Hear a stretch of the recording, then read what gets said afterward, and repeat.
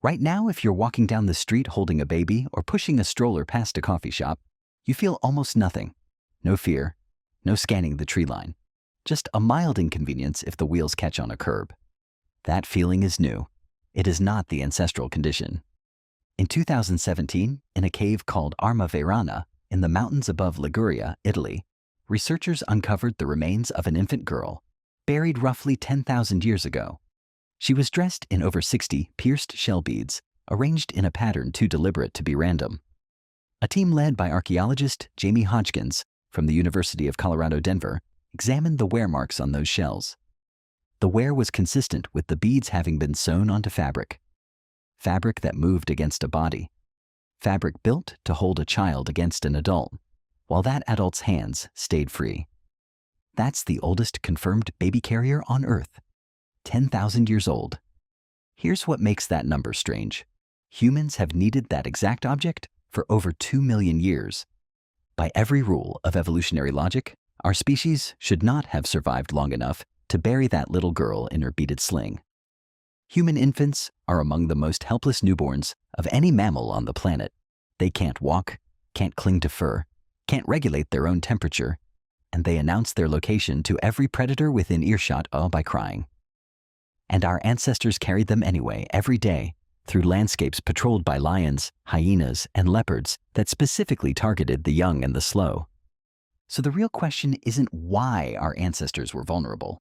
It's how that vulnerability didn't get us erased. Go back roughly 2 million years to the era of Homo erectus. This is a species already walking upright, already covering serious distance. Some populations moved out of Africa entirely, reaching as far as Georgia and Southeast Asia within a few 100,000 years. That kind of range means daily movement, often 10 or more kilometers, across open, exposed terrain with almost nowhere to hide, and Homo erectus infants could not keep up. Fossil evidence from sites like Dmanisi in modern Georgia shows a species with a longer, slower path to maturity than earlier hominins. Brains that took more time to develop meant babies that stayed dependent longer. That should have been a fatal trade. A slow developing infant in open grassland, surrounded by big cats built specifically to chase down anything young or limping. Instead, this is roughly where researchers believe sustained infant carrying behavior became non-negotiable, not a convenience, a survival requirement every single day for years per child. Some researchers, including paleoanthropologist Dean Falk, have proposed something even stranger, that the demands of carrying an increasingly helpless infant, hands-free, may have pushed early humans toward tools, language, and even music. Soothing sounds standing in for the physical contact a busy walking caregiver couldn't always provide. The baby didn't just need to be carried, it needed to be calmed while everyone kept moving.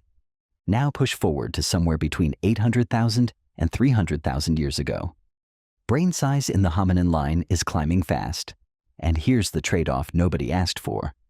Bigger brains need to be born earlier before the skull gets too large to fit through the birth canal, which means every generation of infant is arriving less developed, less capable, more dependent, for longer. Think about that.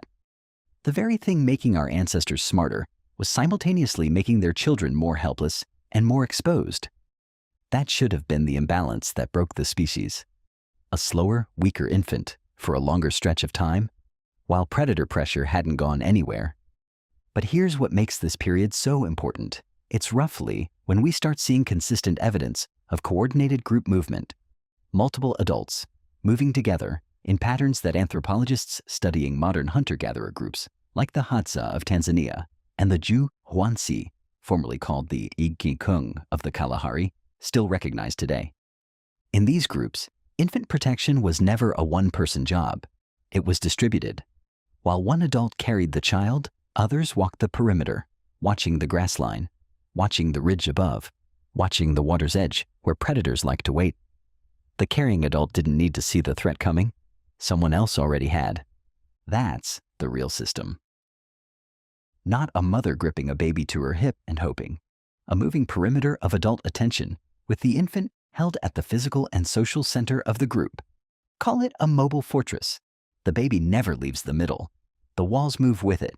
Now here's the part that overturns the simplest assumption people make about this.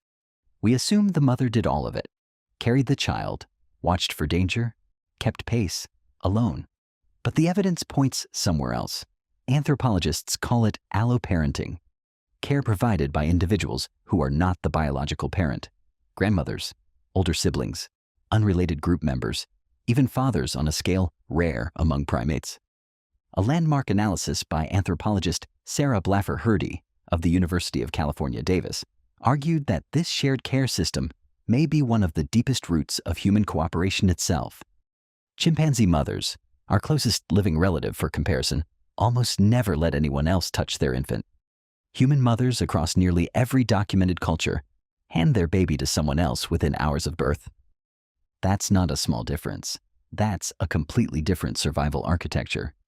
Because look at what alloparenting actually solves. A predator doesn't wait for you to be ready. It waits for you to be alone, distracted, slow.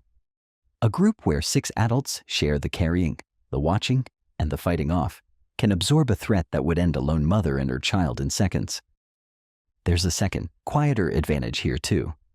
Among the Hadza today, researchers have documented grandmothers who no longer bear children themselves, but who carry, feed, and protect their daughter's infants, freeing the mother to move faster, forage further, and stay more alert. Some anthropologists call this the grandmother hypothesis, the idea that human females evolved unusually long post-reproductive lifespans specifically because an extra pair of experienced hands, watching a child, kept more of those children alive. Now bring in the physical tools. By 300,000 to 100,000 years ago, in the era spanning early Homo sapiens and Neanderthals, we start finding worked hides, cordage fragments, and tools like bone awls at sites across Europe and Africa. The same toolkit you'd need to punch holes in leather and stitch a sling. Not proof by itself, but paired with the Arma Veirana beads 10,000 years later, it paints a much older picture than that single grave suggests. Here's the open loop from earlier, finally answered. How do you walk 10 kilometers a day with a baby who cannot walk while also scanning for lions in tall grass?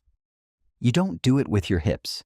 You do it with your group, a carrier for your hands, a perimeter of eyes that isn't just yours, and a culture that had already decided, long before agriculture, long before writing, long before anything we'd call civilization, that the survival of one infant was worth the sustained attention of an entire moving band of adults. That decision is older than language, possibly older than fire, and it changed what a human being even is, because a species that will not abandon its slowest, loudest, most defenseless member is a species that has to solve cooperation or die. Every adult became a stakeholder in a stranger's child. Every set of eyes on that ridgeline was doing something no other primate does at that scale. So by the time we reach that infant girl in Arma Veirana, dressed in more than 60 carefully pierced shells, sewn onto fabric built to hold her against a moving adult body, she isn't evidence of something new. She's evidence of something that had already been working, silently, for nearly 2 million years. Which brings you back to the stroller, the coffee shop, the mild inconvenience of a curb. You can walk down that street without scanning the tree line, because somewhere behind that ease is a 2-million-year-old bet our ancestors made and somehow kept winning. That the most vulnerable member of the group was not a liability to be minimized. It was the reason everyone else learned to work together in the first place.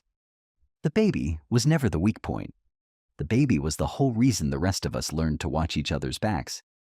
If you want to dig deeper into any of this, all the research is linked down in the description. And if you spotted the pacifier hidden somewhere in this video, drop the timestamp in the comments for a shout out.